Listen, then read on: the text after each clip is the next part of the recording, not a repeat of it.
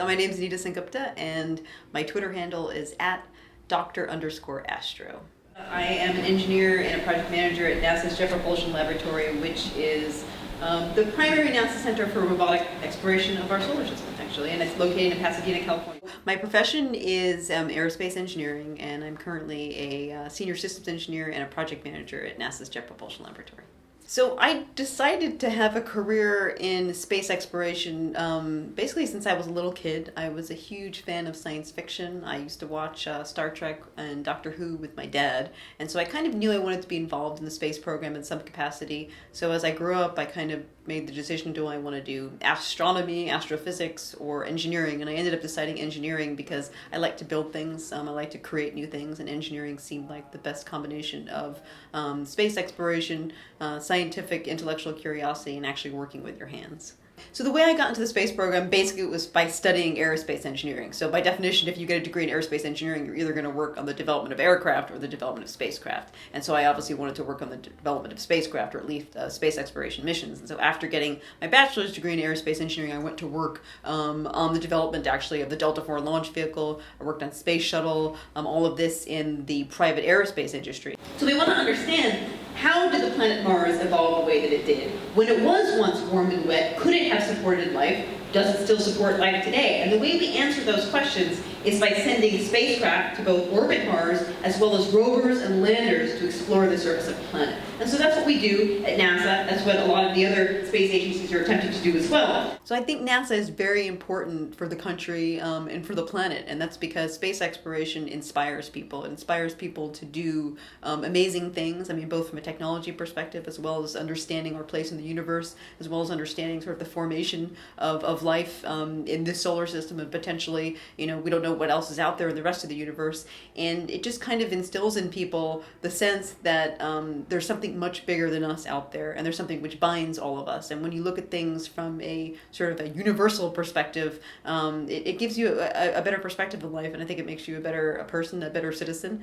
And it inspired me to become an engineer, and all the people that I work with, it inspired them to become engineers, and countless others. So without sort of the excitement of space exploration, you just don't get that whole set of people who would go and get these degrees in these science, technology, engineering, mathematical fields.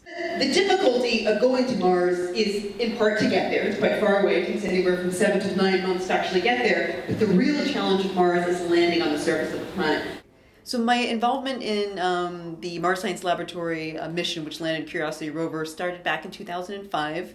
My background is actually in developing plasma propulsion systems for space applications, but they asked me if I was going to be interested in a challenging new task for an upcoming Mars mission, and in developing the parachute system for that Mars mission. The parachute system happens to be one of the more difficult technologies to develop for a Mars mission because it's a textile device, and because it's hard to qualify it in a relevant environment. And I love a challenge. I like learning new things, and so when they asked me to do it, and I knew there was going to be a lot of computer simulations and testing out in the field, I just jumped on the opportunity to do it. So this is actually what happens to a parachute that flies on Mars. It experiences something called a supersonic aerodynamic instability, which causes it to collapse and reinflate. So the challenge was us to understand, from a fundamental physics perspective, what it was going to see on Mars, and come up with a test program which would replicate that on Earth. So I think advances in technology facilitate improved missions. So, for example, when you have new materials that come out, those new materials are going to be stronger and they're going to be lighter, which means that you're going to be able to do more science for the next mission around. So we view new technology and technology infusion as a way of getting better science downstream. There's always going to be a bit of a delay between, for example, like computer technology making its way from the commercial sector into the space sector, because it has to be like space qualified. But in general, we benefit from advances in technology, and basically, people benefit from it because we're able to get more interesting science. But the rover itself, its primary goal was to explore the region in which it landed and looking for evidence of past habitability. And to give you the scale of the rover, there's me. I'm pretty small, but nevertheless, you can see how big that rover is. 6 massive wheels, a tremendous mobility system which allows it to go over rocks which are around 1 meter in size, and that enables it to travel on a ground slope up to 30 degrees, which means it can go to really interesting locations and find fascinating scientific information. The Curiosity rover landing on Mars versus prior missions, so for example, the Mars exploration rovers and the Sojourner rovers, they landed on airbags, which is basically like a big air cushion that when it comes down and lands on the surface, that air cushion attenuates the load, and then you've landed the rover. For the Curiosity mission, we used retro rockets to slow ourselves down after we got off the parachute. And then right when we were about 60 feet above the surface, we started to lower the rover on a tether, which was called the sky crane maneuver, which allowed us to land wheels down on the surface of Mars. It eliminated the need for airbags. It eliminated the need for a landing platform. It allowed us to basically take off and start driving, after we did a checkout, right after we landed. So it was a way which allowed us to carry a hover rover to the surface of Mars. It allowed us to have a more precise landing location. It also allowed us to land on more difficult terrain in terms of rock sizes and ground slope because we were landing wheels down on the planet. I like to show this picture because everyone's like, you've got a laser on Mars, you're blowing things up on Mars. It doesn't quite look like that, but it's a funny picture. And then this is the other one. This is a really popular one. So that went around the web for a long time. I'm not going to address the other question when somebody asked me for the other one, but that laser, what it actually does is it doesn't kill Martian cats, but we fire it at rocks, and then it actually explodes those rocks. They form a gas, and we look at the spectroscopic signature of those rocks from a distance away to determine what the composition is. So really sophisticated instruments to understand the chemical and the mineralogical composition of the planet. So we do a lot of work with lasers at JPL, both in terms of instruments that we develop and even in some processing. We don't typically have lightsaber fights. That hasn't been invented yet, but I do know of a professor at Boston University who looked at the design of coming up with a lightsaber. But we do use lasers actually for scientific instruments, specifically to determine the composition of different soils and rocks on different planetary bodies. The secondary reason was so that we could land wheels down on the surface, eliminating the need for a landed platform. So that was the architecture that we used. It had never been done before. And what's important to note is that this system, because of its complexity, because of its size, and because it flies on Mars, not Earth, you can never test this on Earth. The anxiety associated with the difficulty in landing something the size of Curiosity and landing on Mars is that you never actually get to test it until the day you actually land on Mars. So what you have to do is you have to break up the system into different phases. So there was like the heat shield phase, there was the parachute phase, there was the terminal descent phase, and then an engineer is basically responsible for each one of those phases. And you analyze and you test the hell out of each one of those phases so that you have good engineering confidence that the system will work. And you also put a lot of margin into the system so that it will work. So you pretty much do everything you can ahead of time to make sure that the system will work for that phase. And then those phases are pieced together in an end-to-end simulation. So we have to use our understanding of physics, engineering judgment, and engineering margin to make sure that the system is going to work in advance of landing, which is the first time we test it.